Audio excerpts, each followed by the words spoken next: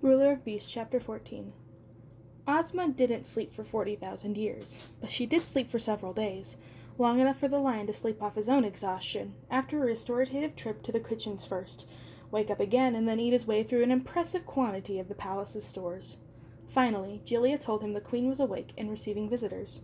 The lion bounded joyfully up to her chambers, barreling through her open door and pouncing on the bed, where Ozma lay propped up against a raft of silk pillows. She laughed and scratched him behind the ears as he licked her face with his rough pink tongue. "Ugh, Lion, you really ought to brush your teeth."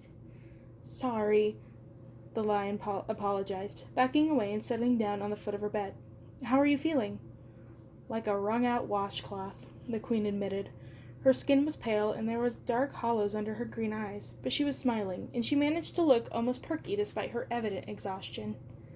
"You look well," the lion said, not entirely truthfully. "I'll be better soon," she agreed. "Battling the Gnome King and Glinda in one day was a lot. I'm powerful, but I'm not a superhero." The lion sobered instantly at the thought of Glinda. "I owe you an apology," he said, hanging his head. "I should have told you from the very beginning that Glinda sent me here." "Yes, you should have," Ozma said sternly, her face severe. "Who knows how much of that disaster we could have avoided if you had been honest with me from the moment you arrived in Emerald City." Her face softened a little. "But I know you didn't mean any harm, and Glinda can be, well, let's just say I know how persuasive she is, and how convincing. I'm sure you had no idea you might be betraying me." In fact, the lion had suspected he was doing something furbiative. He just hadn't cared until he realized how much he liked Ozma, but her cheerful willingness to see the best in everyone was working in his favor, and he wasn't going to argue. "Where is Glinda now?" "Banished," Ozma said. "She'll have a heck of a time getting out of the prison world I sent her in. I suppose she'll figure out a way eventually. Nothing in Oz stays the same forever, as you know. But I'll have plenty of time to figure out what I'm going to do when she plans to free herself." Ozma sighed. "I don't like fighting with people," she said a little sadly. "I just wish Oz could stay calm and peaceful and everyone can get along." "She's got the wizard's necklace," the lion said. Ozma shrugged. "It won't do her any good in there. It's a powerful weapon, but there's no one for her to fight." "She said she was going to make a present for someone." He didn't say anything about Dorothy. He just couldn't. Ozma shook her head. "I have no idea what she meant by that. She's trapped, and it'll take a lot more than a fancy ruby necklace to get her out of there." The lion nodded, but he wasn't convinced. Neither he was sure was Ozma. She was too canny to dismiss Glinda's threat so easily. More likely she didn't trust him to the extent that she once had, or at least she wasn't going to trust him with any serious information. He'd already proven that Glinda could control him. Ozma wouldn't let him fail her twice. But the green eyes that gazed up at him were as guileless as ever, and she quickly changed the subject. "Did you get enough to eat while I was resting?" "Oh, yes," the lion replied, eager for a safer subject.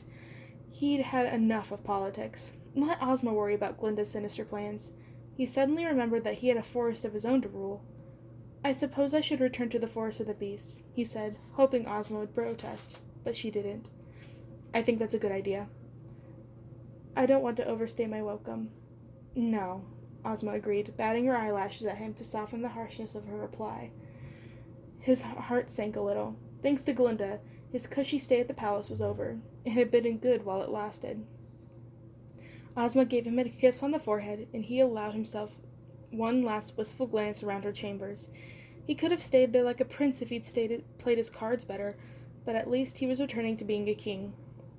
"You said once that we were the same, both of us figuring out how to rule," he offered. It wasn't a plea, but he was still holding out for a reprieve. "I thought so too at first. But we are more different than we are the same. You are not wicked, dear lion, but sometimes you put what you want over what is good for Oz. I don't know how much you care about good over bad, lion. I think that you just like the thrill. You love the fight more than you love what you are fighting for. Be careful there." Her words stung more than Glinda's spell had. He blinked hard at Ozma. "How should I get back to the Kingdom of the Beasts?" he asked, hoping Ozma would offer a magical ride back to his home. She looked surprised. "The same way you got here, I would imagine. Thank you again for coming to visit me, and all your help. I'm afraid I must rest now. Please do come see me again some day." He was dismissed. He slunk back into the corridor, his ears burning. It was true that he hadn't been entirely honest with Ozma, but he still risked his life to help her battle the Gnome King. He'd saved her in the caverns. Not only that, he'd saved Oz. He was the one who found the necklace and carried it to safety, but he was the one who'd faced the worst of Glinda's wrath. He could have been killed at any point, and what did he get in repayment? A summary dismissal, without even the offer of a last meal with Ozma before he left the Emerald City. The Queen had a lot of nerve sending him away like a bad kitty who'd peed on her best quilt. Was it his imagination, or did even the servants give him pitying glances as he slunk past them down the hall? Resentment burned within him. Resentment and something else. It was almost as though seeing Glinda was somehow reactivated the spell she'd put in him. He could feel those same fiery sparks crawling through his coat, only this time they were invigorating. Glinda had power, Glinda had a plan, and Glinda had trusted him with an important mission too. Ozma had treated the witch the same way she'd treated him, throwing her out like a house guest who'd stayed past her welcome. Maybe he and Glinda had more in common than he thought. Maybe that was why Glinda had chosen him, not just because of his courage, because she saw something in him that Ozma didn't, that Ozma couldn't. She saw how powerful he could be if the right person believed in him. He didn't bother stopping in the chambers Ozma had given him while he'd stayed in the palace.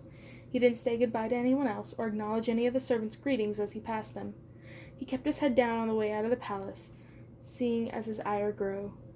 The street outside was as bustling as it had been the day he'd arrived at the Emerald Palace. What seemed like months ago, though, really would have been a few weeks. He raised his nose to sniff the city air, full of scents of spices and cooking and exotic wares. He thought of Ozma's words. She was wrong about him, wasn't he? I don't know how much you care about good over bad, Lion. I think you just like the thrill. The words pierced his pride. But that did not mean that there wasn't some truth in them. She had forgiven him, but she would not let him in again. She was not, over everything, his friend, not like Skeleton or Dorothy. They were his friends. They were the ones he would do anything for. Had Glinda been right after all? Was Ozma too temperamental and unstable to rule? Ozma had said Glinda would find a way to escape her prison someday.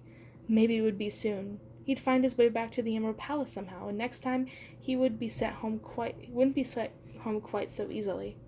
The lion felt like fighting again. He felt like gobbling up the world. He set his paws on the road of yellow brick and turned his face toward the kingdom of the beasts. For now, he'd wait in the forest. But the wind was shifting. This time, when Glinda returned, he'd be ready for her.